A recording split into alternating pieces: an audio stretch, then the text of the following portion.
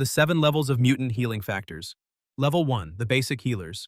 Toad Mortimer Toynbee, better known as Toad, is often overlooked when discussing mutant healing factors, but he actually possesses a low-level regenerative ability that puts him above normal humans. Toad is primarily known for his amphibian-like abilities, superhuman leg strength that lets him leap incredible distances, a prehensile tongue that can extend up to 25 feet, wall-crawling abilities, and the secretion of paralyzing resin. But beneath these more obvious powers lies a modest healing factor. Toad's healing factor allows him to recover from injuries faster than normal humans, though not at the dramatic speeds of higher-tier regenerators. He can bounce back from broken bones in days rather than weeks, heal cuts and bruises overnight, and has enhanced resistance to toxins and diseases. His healing factor also contributes to his enhanced stamina and durability, allowing him to take beatings that would hospitalize normal people and keep fighting. However, Toad's healing factor has clear limitations. He can't regenerate lost limbs or organs. Severe injuries like gunshot wounds or stab wounds will still potentially kill him if untreated. His healing is fast enough to give him an edge in combat and survivability, but it's not going to save him from truly catastrophic damage. He still needs medical attention for serious injuries, and his healing takes hours or days, not minutes. What places Toad at level 1 is that his healing factor is more of a supporting ability than a defining power. It enhances his survivability and lets him recover from the brutal fights he gets into as a member of various villain teams, but it's not going to let him walk off fatal damage. He's survived decades of superhero battles, partly because of this healing factor, but he's always vulnerable to serious harm. He represents the baseline of mutant healing factors, better than human, useful in combat, but far from the Wolverine-level regeneration that makes mutants truly hard to kill. Level 2, the rapid regenerators.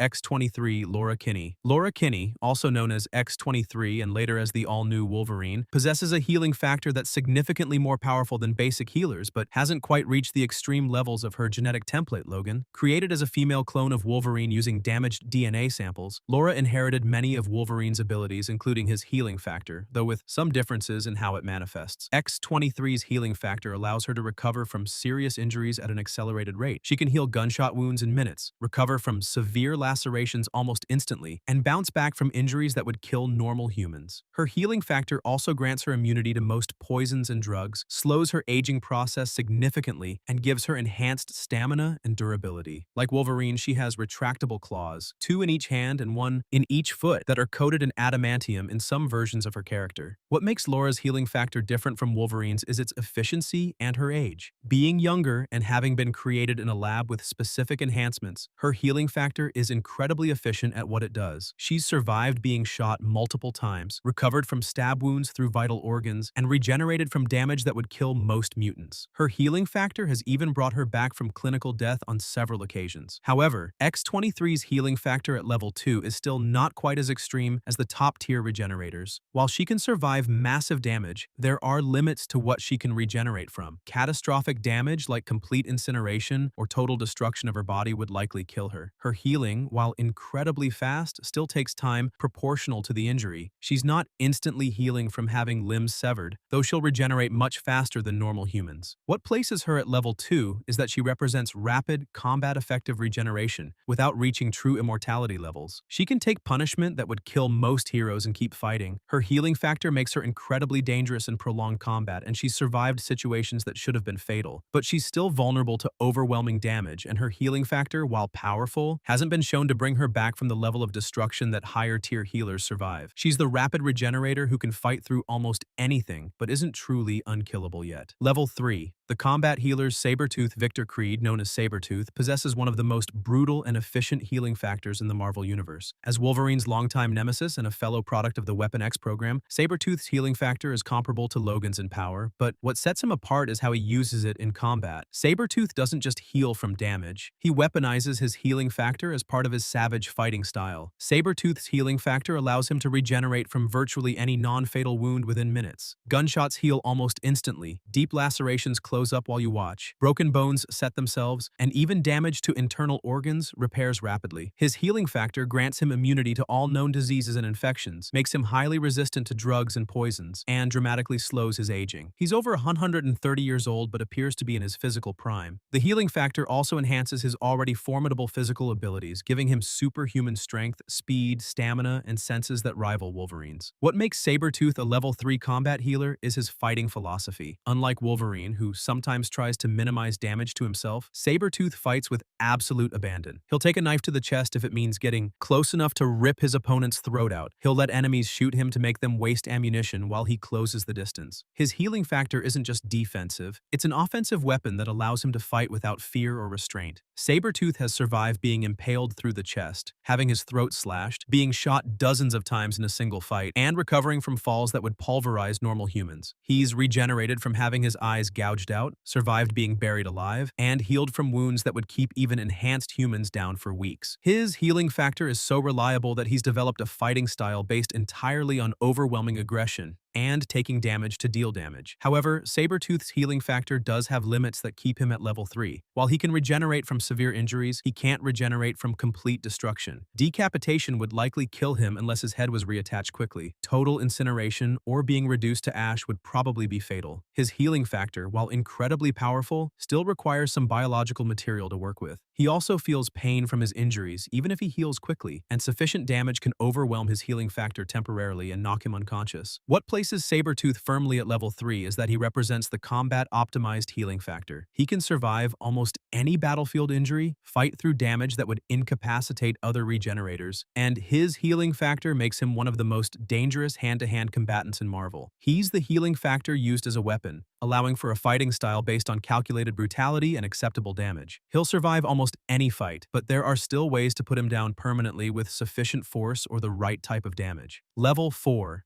The Near-Immortals.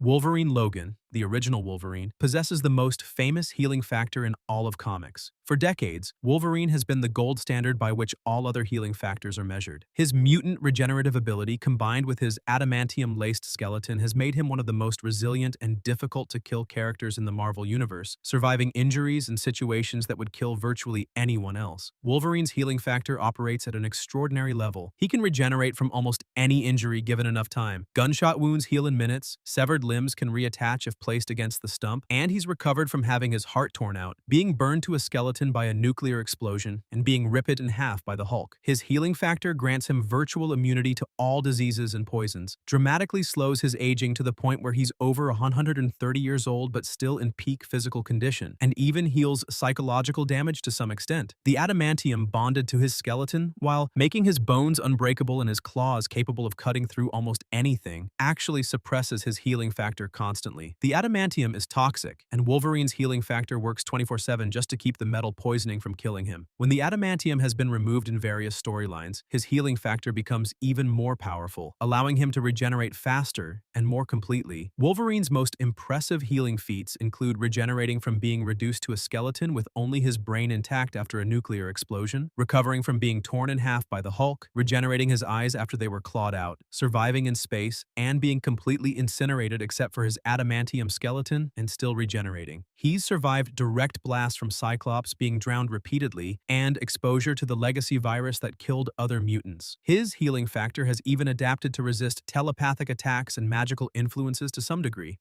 However, even Wolverine's healing factor has limits.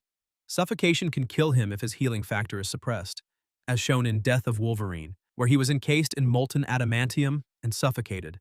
Decapitation could theoretically kill him if his head was kept from his body, preventing regeneration.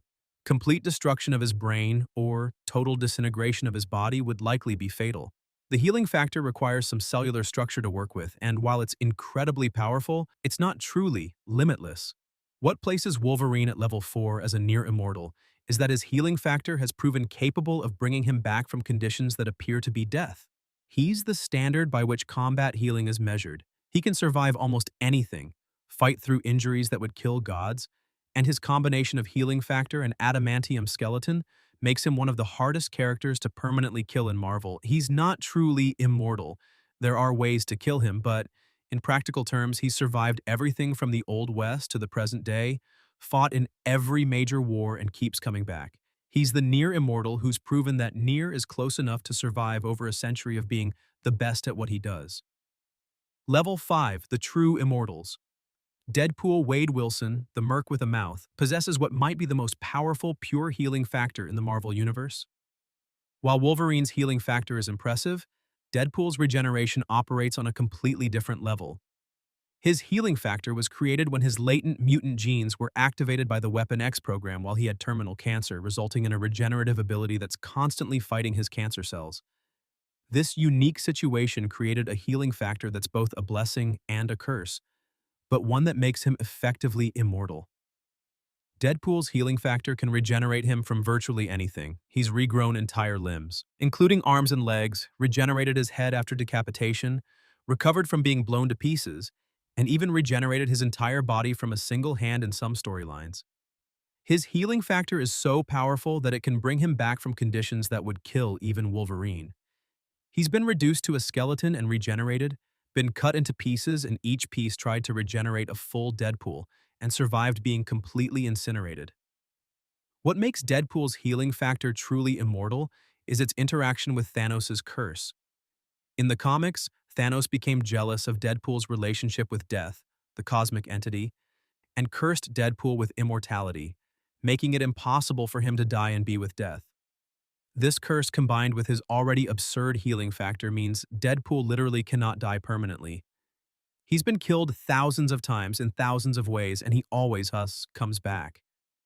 The healing factor operates so efficiently that Deadpool's body is in constant flux.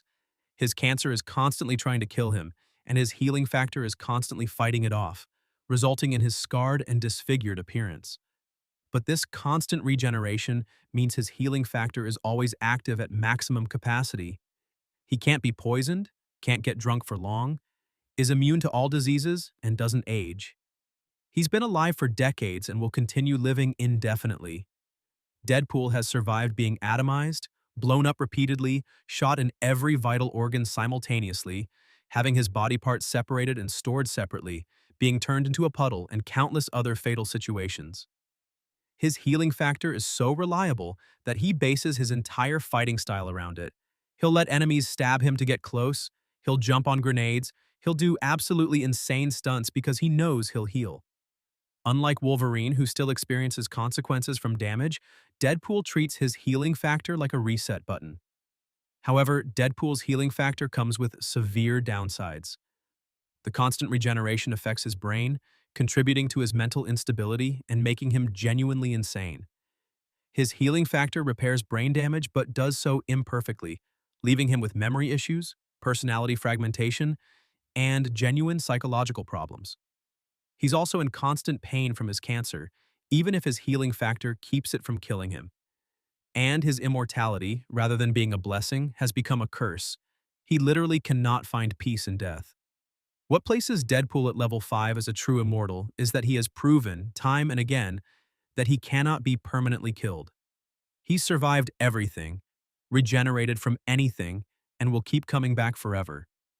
His healing factor operates at a level that's effectively plot armor. Writers can do anything to him and he'll regenerate.